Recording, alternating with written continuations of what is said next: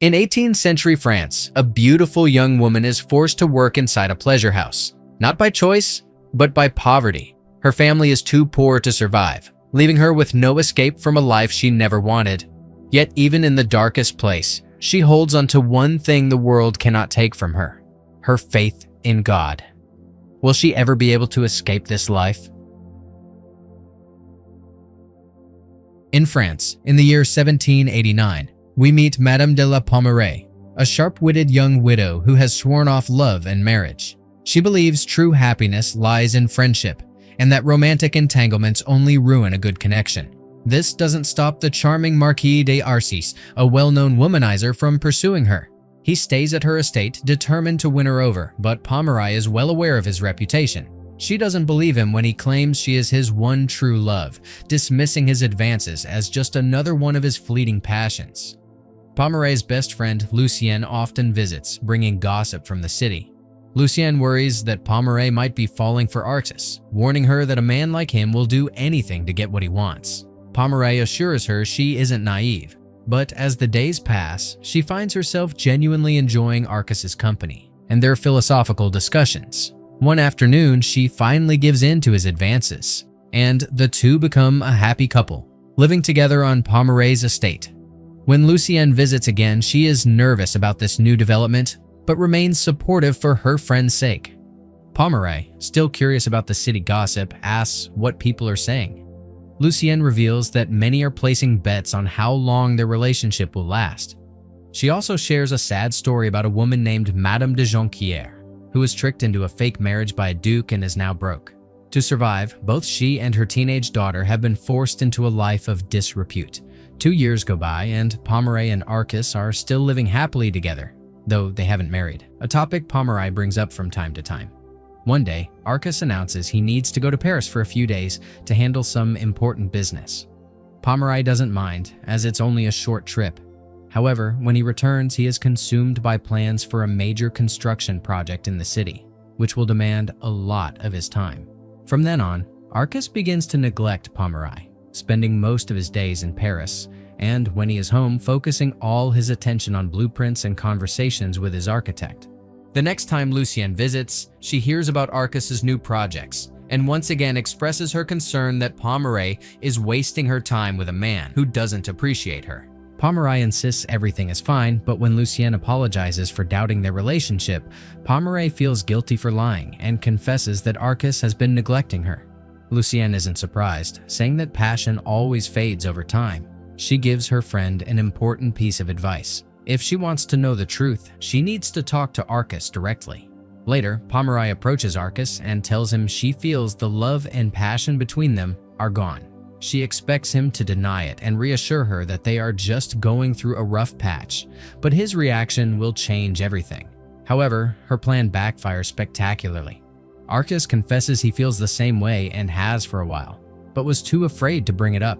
He suggests they go back to being just friends, and Pommeraye, hiding her devastation, agrees with a show of false determination. Afterward, she breaks down in tears, with Lucien there to comfort her. As the days pass, Pommeraye's heartbreak turns to bitterness, and she devises a cunning plan for revenge. Remembering the story Lucien told her about Madame de Jonquière and her daughter, Pommeraye sends her servants to find them. The daughter's striking beauty makes her the perfect pawn in Pommeraye's scheme. Pommeraye promises to reward them handsomely if they help her get revenge on Arcis, and they agree. The first step is to get the women out of their life of disrepute. Pommeraye rents them an apartment, buys them elegant clothes to pose as nobles, and gives them a few months to settle into their new roles before putting her plan into action. When the time is right, Pommeraye arranges a walk in the park with Arcis, where the Jonquière's women, dressed in black like devout Catholics, just happen to be walking by. She chats with the mother while the daughter walks silently beside Arcis, who is completely captivated by her beauty. The Jonquière's women soon leave for mass, and as soon as they're gone, Arcis bombards Pommeraye with questions, proving he's taken the bait. Pommeraye explains their tragic backstory, but conveniently leaves out the part about their recent work. Arcis is shocked that someone as beautiful as the daughter couldn't find a good husband, and Pommeraye tells him they value honorable modesty over marrying for money. This only fuels Arcis's desire for the forbidden, and for the next few days, he becomes obsessed with finding the Jonquière's women again, even neglecting his business projects. Desperate, he begs Pomeroy to invite them to dinner, but she pretends they've already declined her invitation. Unwilling to give up, Arcas confesses that during their walk, he and the daughter shared a few meaningful glances, making a connection. Pomeroy feigns disbelief, reminding him that devout women like them would never be interested in a man with his reputation, which only makes Arcas want her more. Later, Pomeroy proudly tells Lucienne about her plan, gloating that Arcas visits her every day, asking for news of the Jonquières. Lucienne, however, thinks Pomeroy is taking her revenge too far over a simple heartbreak. Meanwhile, Arcas tries to distract himself by spending time with his old lovers, but he can't stop thinking about Mademoiselle de Jonquière. Weeks pass, and Arcas falls into a deep depression. When Pomeroy visits him, he begs for even just a portrait of the young woman so he can have something more than a haunting memory. Pomeroy pretends to take pity on him and finally arranges a dinner with the Jonquière women, where Arcas arrives with his most humble and charming manners on full display. At dinner, Pomeroy puts Arcas on the spot, telling him she's been discussing philosophy with the Jonquière women and they'd like to hear his opinions. Arcas, who only knows a few quotes to impress women, manages to piece together some vague ideas about passion, which Mademoiselle de Jonquières pretends to be impressed by. After dinner, Pomeroy purposely leaves Arcas and the young woman alone by taking her mother to another room to lend her some books. Arcas tries more of his cheap philosophy on Mademoiselle de Jonquière, who accepts his words with quiet one-word replies. The meeting only strengthens Arcas's resolve to win her over, and he hires a group of men to find her. The men search the entire town, and when one of them spots the women in church, Arcas hires an artist to sketch the daughter while she's praying. He also follows them home from Mass to learn their address. Arcas begins to frequent their neighborhood, pretending to bump into them on the street, but the women ignore him every time. Eventually, he decides to bribe a priest to deliver a letter to Mademoiselle de Jonquière, under the guise of offering her protection from the devil's temptations. When the women receive the letter, they take it straight to Pomeroy, who becomes enraged as she reads Arcas's heartfelt declaration of love and throws the letter away. Still, she is pleased that her plan is working and orders the women to continue attending church and to tell the priest that the mother burned the letter without reading it. When Arcas hears this, he becomes even more desperate and begs Pomeroy for help again. She refuses, reminding him that he can't have Mademoiselle de Jonquière just for a fleeting romance. Undeterred, Arcas decides to visit the women to apologize for the inappropriate letter and offers them two gifts, an envelope of money and a diamond necklace. Madame de Jonquière is tempted to accept the necklace as it would solve their financial problems, but when she shows it to Pomeroy, she is ordered to turn it down, with Pomeroy insisting they can get even more from Arcas. Pomeroy then makes Madame de Jonquière write a letter, which she later gives to Arcas, pretending it's from the women. The letter expresses their offense at his gesture and feigns anger at him for stalking them. Arcas falls to his knees, begging Pomeroy for forgiveness and help, but she refuses once again. Realizing he needs to make a grander gesture, Arcas decides to try his luck with an even bigger gift.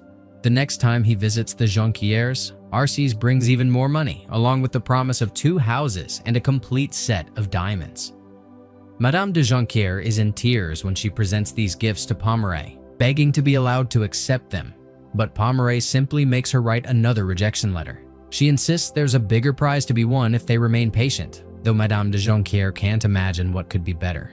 After delivering the heartbreaking letter to Arcas, Pomeroy meets with Lucienne, who warns her that she's pushing Arcas to the brink of madness. Pomeroy, however, believes her plan is not yet complete. 3 weeks later, a desperate Arcas approaches Pomeroy with a final offer. He is willing to marry Mademoiselle de Jonquières and needs Pomeroy to help with the negotiations. Pomeroy feigns concern, reminding him that he has never shown interest in marriage, but Arcas is resolute. The plan is a success, and Arcas and Mademoiselle de Jonquière get engaged. The mother is overjoyed, realizing Pomeroy was right. Waiting has brought them the ultimate reward. The daughter, however, is deeply uncomfortable with the idea of marrying a man who has been deceived and doesn't know her true past, but she sees no way out of the scheme without causing serious trouble, and the wedding proceeds without any issues. After the ceremony, her mother gives her a small bottle of blood to put on the sheets, so Arcas will believe it's her first time. This simple deceptive act makes the daughter cry, as she begins to see their situation as a punishment from God for pretending to be devout after their time as courtesans. On their wedding night, Arcas notices how tense his new wife is. Believing she is simply nervous about her first time, he kindly promises to wait until she is ready for him. Sometime later, Pomerai invites Arcas and the Jonqueres for a carriage ride. Instead of going to the park as she promised, she directs the carriage to the local bawdy house.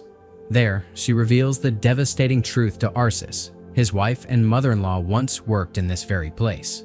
The mother has a breakdown, but Mademoiselle de Jonqueres, tired of the lies, confirms that it's all true. Pomerai then confesses her entire scheme, laughing as she explains it was all a trick to get her revenge. Humiliated and enraged, Arcis runs away. Mademoiselle de Jonquière tries to follow him, but he pushes her away, warning her never to speak to or touch him again if she wants to avoid consequences. Meanwhile, the mother confronts Pomerai, asking why she betrayed them. She threatens Pomerai with a broken bottle when Pomerai dismisses her, saying not to worry, because she will still pay them as promised. As night falls, Arcas wanders the city streets, enduring the mockery of other nobles who have already heard of Pomerai's elaborate trick. When he finally returns home, he finds a crowd at his door. They have rescued his wife from the river, where she had jumped in an attempt to end her life. Arcas, cold and detached, pays them for their trouble and is ready to leave his wife on the entrance floor, a discarded pawn in a cruel game. But she is still his wife, and the servants, bound by duty, carry her inside. Hours later, Mademoiselle de Jonquière awakens and tries to flee, but the servants gently stop her and lead her to Arcas, who has something to say. He explains that his honor will not allow him to abandon his family, even in shame. He will permit her and her mother to keep his name and will provide them with a house far from his mansion. He retracts the harsh words he spoke in anger, admitting that he now sees she was merely a victim of a vengeful woman's scheme. He offers her freedom, but in a moment of profound vulnerability, Mademoiselle de Jonquière asks not for freedom, but for a chance at redemption. She begs for even the darkest corner of his house, a place where she can prove her remorse and show him how much she hated the deception. Arcas, seeing the raw honesty in her eyes, is moved.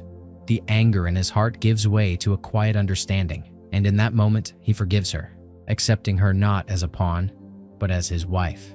Some days later, Lucien is in the city and crosses paths with Arcis and Mademoiselle de Jonqueres, who are preparing for a trip. Arcas explains they are heading to the countryside to escape the gossip, and Lucien, quick to defend herself, insists she had no part in Pomerai's scheme. Arcis believes her, knowing his ex-lover's capacity for cruelty. He then asks Lucien to deliver a message to Pomerai. Tell her that he is grateful for her wicked trick, for without it, he would have never met his beloved wife. Later, Lucien visits Pomerai and shares the latest city gossip, including her encounter with Arcis. But she omits his message, instead lying that she saw him alone. Pomerai, feigning indifference, claims she is at peace and wouldn't have cared either way. But the subtle pain in her eyes reveals a different truth. In her quest for revenge, she has not only failed to destroy Arcas's happiness, but has also sealed her own fate. I hope you enjoyed this recap. If you did, hit that like button and subscribe if you're new. And as always, stay well, stay safe, and thanks for watching.